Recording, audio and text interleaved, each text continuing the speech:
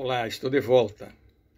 Então, como vimos no bloco anterior, agora vou explicitar esta questão do agricultor que produz 10 sacos de trigo, ou do sapateiro que produz 10 sandálias, uma é para ele e as outras é para levar para o mercado.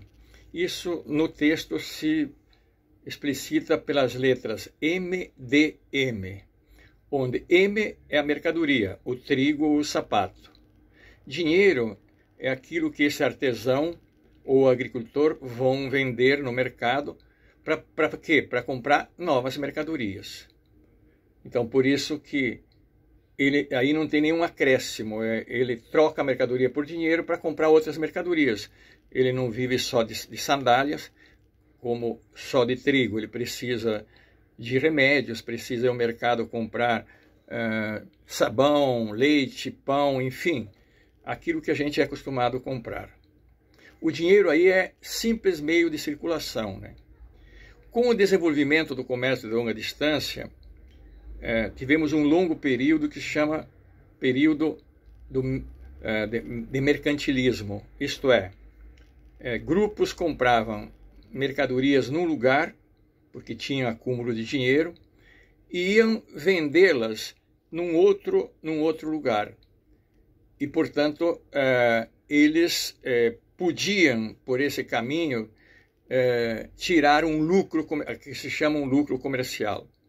Neste caso, aquela fórmula M do artesão e do sapateiro, que ganhava dinheiro e depois comprava mercadorias, aqui ela se modifica. Os mercadores têm dinheiro, vão comprar mercadorias para, ao vendê-las, ter um lucro, que se chama lucro mercantil, o D a mais. Um exemplo que eu poderia usar com vocês é, digamos, que eu indicasse um livro e que eu só tivesse esse livro. Ou eu compraria esse livro numa livraria por R$30 e venderia para vocês por 50. Então, esses R$20 por livro seriam o lucro mercantil. Essas duas formas de operar ainda existem, mas não são tipicamente a forma capitalista de produção de riqueza. A forma de produção da riqueza, especificamente, é diversa desta. Por quê? Porque, como vocês podem ver no texto, vai se dar no próprio processo de produção. Então, o que importa aqui é o D, que vende mercadorias, e que tem um D mais apóstrofo. Esse D mais apóstrofo significa a mais-valia. Ou seja, quando o capitalista compra o tempo de trabalho de alguém, o tempo de trabalho, ele não compra os produtos do trabalho. Ele é como se alugasse essa pessoa. E, portanto, ele vai tentar ter ali uma vantagem para poder acumular. O exemplo que eu daria é que quando cheguei no Rio de Janeiro, eu precisava trabalhar. Fui na Estácio de Sá, que tinha 300 e poucos alunos, e me ofereceram por hora aula um absurdo de nada. E acabei trabalhando no Santa Úrsula numa situação um pouquinho melhor. Vejam vocês que a Estácio era uma pequena faculdade familiar. Hoje ela é uma das maiores do mundo, um dos grupos maiores do mundo de venda de ensino, com ações na bolsa. Como é que conseguiu isso? Exatamente pela forma legal de como opera a exploração no capitalismo. Ou seja, contratando professores, 10, 20, 40 horas por semana, mas quem administra isso é quem comprou a força de trabalho. E os alunos não pagam diretamente ao produtor da aula, que seria o professor, mas paga a quem me contratou. Então, a mais-valia é um tempo que quem compra a força de trabalho não paga, que ele está impregnado nos produtos ou nos serviços. Então, o que dá especificidade ao acúmulo de riqueza no capitalismo se dá dentro da própria exploração no processo produtivo. Isso é fundamental ser entendido. E duas coisas aqui para vocês gravarem.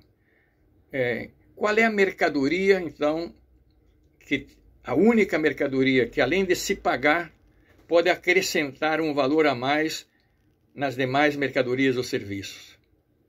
É a força de trabalho, porque ela se paga, ela vai, trabalha para alguém, recebe um salário, mas esse salário não corresponde a tudo que ela fez. Isso se chama mais-valia. Mais-valia absoluta é a tendência de quem compra a minha força de trabalho prolongá-la por um tempo possível. No início do capitalismo, até 18 horas de trabalho. Depois a luta dos trabalhadores reduziu para 12, 8, e hoje nós vamos discutir isso, uma situação que talvez estejamos voltando lá ao século XVIII. Então, esse é um ponto fundamental de ser entendido. E vocês vão entender o curso, de um modo geral, se entenderem que quando alguém vende a força de trabalho, já está vendendo um grau de exploração. Seja por uma mais-valia absoluta, que é isso, prolongando a jornada de trabalho, seja por uma mais-valia relativa, que é usar tecnologia para que as pessoas em menos tempo produzam mais. Acho que esse é o centro da compreensão do que é a especificidade do modo de produção capitalista. É interessante ainda a gente, muito brevemente, pensar um pouco sobre o surgimento do dinheiro. Na primeira aula nós discutimos isso, quando discutimos o conceito de economia. Não, o dinheiro é algo que surgiu muito recentemente na história da humanidade.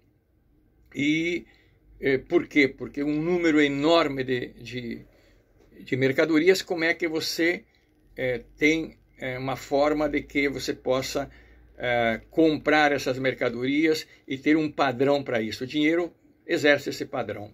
Então o dinheiro hoje, seja na forma de papel, seja na forma de duplicata, seja na forma de cartão, ele é um equivalente geral de todas as mercadorias. Com dinheiro você compra qualquer mercadoria, não é verdade? Segundo, é um meio de circulação de mercadorias. Você compra, as mercadorias circulam. Terceiro, é um meio de entesourar também. O cara compra dólar, guarda debaixo do caixão e acumula dinheiro. Então, é um meio de pagamento universal. Por quê? Vou deixar no final essa questão e vou simplesmente encaminhá-la. Por que, então, o nosso dinheiro vale tão pouco em relação ao dólar, por exemplo? O que explica isto? O que explica isto é exatamente a relação de poder entre os diferentes grupos e diferentes nações. Nós poderemos discutir isso nas aulas presenciais, mas, por exemplo, hoje as moedas mais valorizadas são a libra esterlina, o euro e o dólar. Leiam o texto com calma.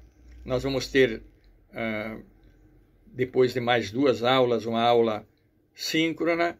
Anotem todas as dificuldades e que a gente vai dialogar com vocês sobre esses temas. De início vocês podem achar complexo, mas logo logo vocês vão entender. Tenham todos uma boa semana. Cuidem-se, cuidem-se, cuidem-se. Obrigado.